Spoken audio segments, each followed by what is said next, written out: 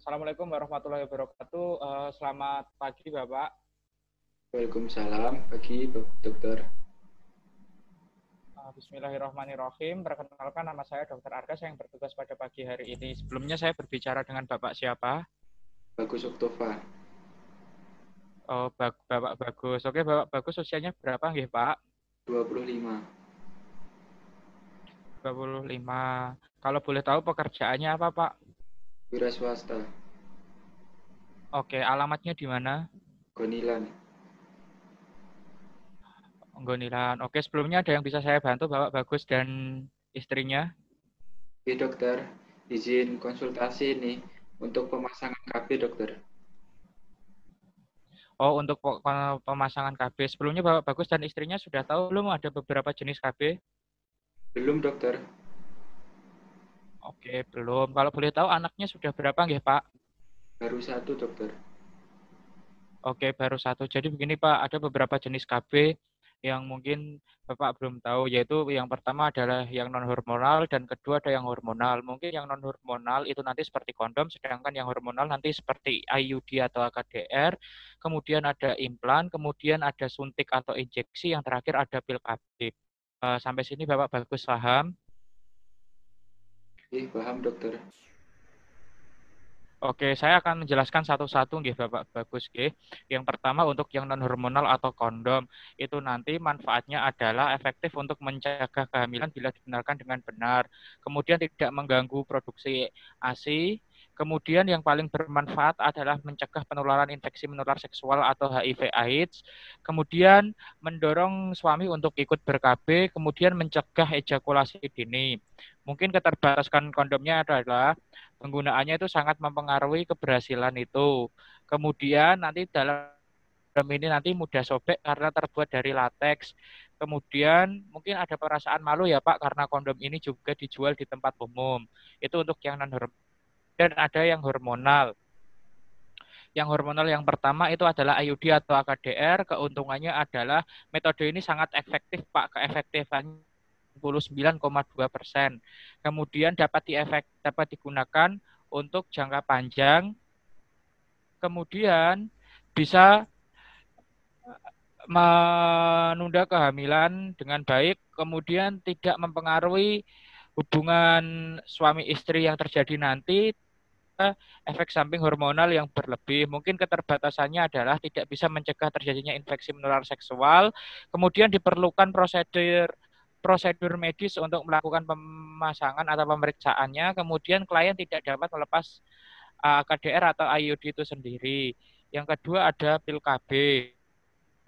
Pil KB ini keuntungannya adalah dia itu tidak mempengaruhi ASI, kemudian tidak mengganggu hubungan seksual, mudah digunakan dan nyaman, efek sampingnya kecil, terus kembalinya fertilitas itu segera jika pemakainya dihentikan atau tidak meminum itu lagi. Keterbatasannya tidak bisa mencegah infeksi menular seksual, terus efektivitas menjadi rendah bila digunakan bersamaan dengan obat-obatan kombinasi lain. Terus yang paling mungkin bisa difikirkan adalah bila akan jadi lebih besar. Sampai sini ada pahamnya ada atau ada yang mungkin ingin ditanyakan? Iya dokter sudah paham. Belum. Kalau belum ada ditanyakan, saya lanjutkan. Yang selanjutnya adalah untuk injeksi atau suntikan. Itu nanti keuntungannya itu sangat efektif, mencegah kehamilan jangka panjang juga, tidak mempunyai banyak sedikit efek samping, dan tidak mempengaruhi ASI. Nanti dia bisa membantu untuk menurunkan kejadian beberapa penyakit seperti krisis anemia, radang panggul, ataupun kanker endometrium dan kehamilan ektopik. Mungkin kerugiannya adalah tidak dapat dihentikan sewaktu-waktu ya Bapak ya. Kemudian tidak bisa mencegah infeksi menular seksual. Biasanya terlambatnya kembali fertilitas atau kesuburan setelah melakukan penghentian pemakaiannya. Itu untuk pil KB, itu untuk injeksi atau suntikan. Yang selanjutnya adalah untuk implan ya Bapak ya. Keuntungannya itu daya gunanya itu tinggi, kemudian perlindungannya jangka panjang bahkan sampai 5 tahun Bapak, tidak memerlukan pemeriksaan dalam, bebas dari pengaruh estrogen, tidak mengganggu kegiatan hubungan suami istri.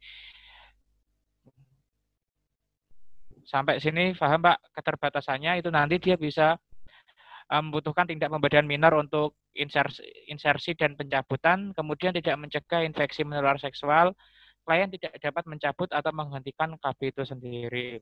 Dari yang saya jelaskan tadi, paham Pak atau ada yang ingin ditanyakan? Oke, paham dokter. Oke, kalau sudah paham, Bapak dan Ibu Bagus berencana untuk mengambil KB jenis apa? Mungkin saya prefer ke AKDR atau IUD tadi dokter. Oke, untuk pengambilan AKDR atau ED tadi itu merupakan pilihan tepat ya Bapak ya, karena itu merupakan jenis KB jangka panjang dan sangat-sangat efektif atau berguna karena bisa sampai 10 tahun. Mungkin kenyamanan dalam hubungan suami istri juga sangat-sangat bagus ya karena efektif sekali. Mungkin kekurangannya adalah nanti kalau ketika pemasangan EUD atau KDR itu nanti headnya atau akan menjadi lebih lama dan pendarahannya lebih banyak serta pada pemasangan awalnya mungkin agak sedikit terjadi pendarahan. Apa tidak masalah Bapak Bagus Iya dokter, tidak dan masalah. istrinya? Oke, kalau tidak masalah nanti kita lakukan pemasangan. Nanti tapi apabila terjadi pendarahan terus-menerus setelah 6 bulan pemasangan, Bapak dan Ibu bisa segera untuk kembali ke sini. Paham ya? Iya dokter. Oke, kalau paham kita tutup sesi konsultasinya. Nanti Bapak dan istri bisa sebelah untuk melakukan pemasangan IUD atau KDR. Alhamdulillah sudah selesai ya Bapak ya. Saya tanya sekali lagi ada yang ingin ditanyakan sebelum saya tutup. Cukup dokter. Kalau cukup, semoga Bapak dan Ibu serta anaknya serta keluarganya ke depan semoga baik-baik saja. Terima kasih. Selamat pagi. Assalamualaikum warahmatullahi wabarakatuh.